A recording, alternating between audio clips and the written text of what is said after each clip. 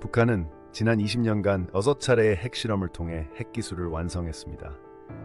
2023년 기준 북한은 50개 이상의 핵무기를 보유한 것으로 추정되며 ICBM, 대륙간 탄도미사일으로 미국 본토를 타격할 수 있는 능력을 갖췄습니다. 더욱 위험한 것은 전술핵 개발로 기존 포병 전력과 결합해 남한을 초토화시킬 수 있는 능력을 보유하고 있습니다. 북한의 핵 보유는 더 이상 가상이 아니라 확고한 현실입니다.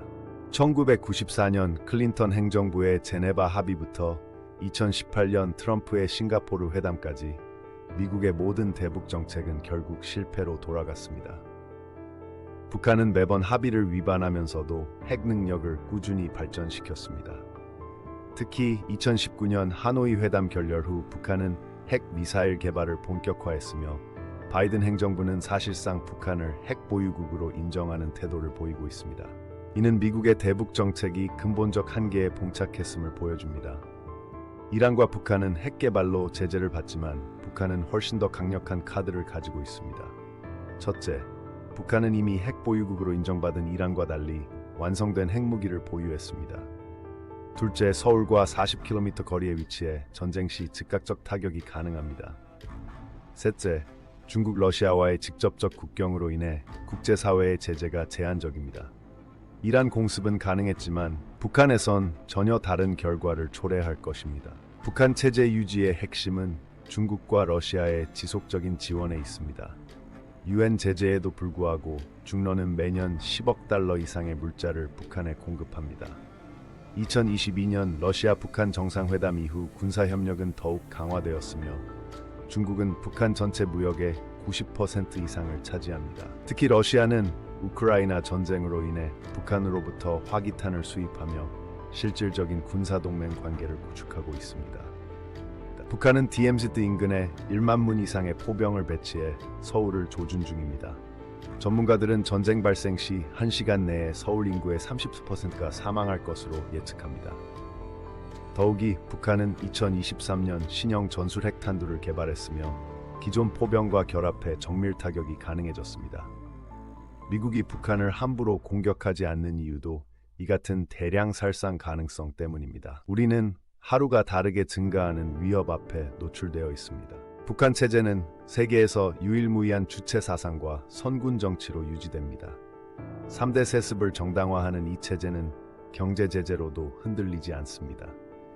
2020년 코로나 봉쇄 기간에도 김정은 체제는 공고해졌으며 인민들은 오히려 외부 위협에 더욱 단결했습니다.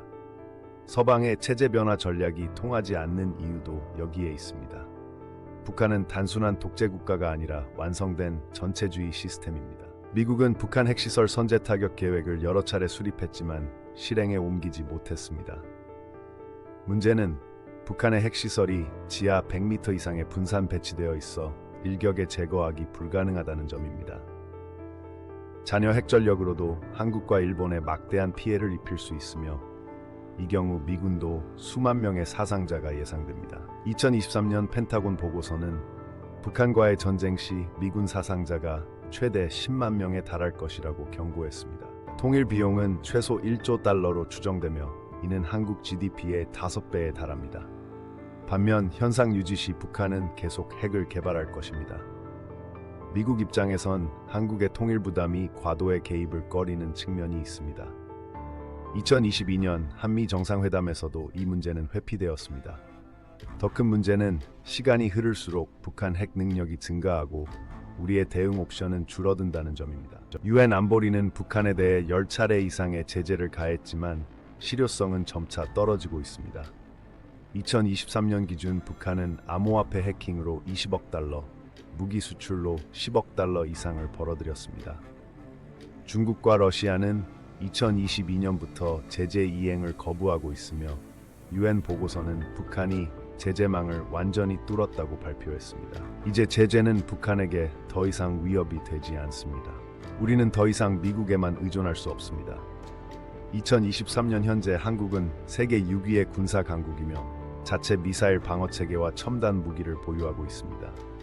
전문가들은 한국형 삼축 체계, 킬체인, 한국형 미사일 방어, 대량 응징 강화를 주장합니다. 더 근본적으로는 자주 국방의 의지를 갖춰야 합니다. 북한의 핵 위협 앞에서 우리의 선택은 분명해져야 합니다. 당신은 어떤 미래를 원하십니까?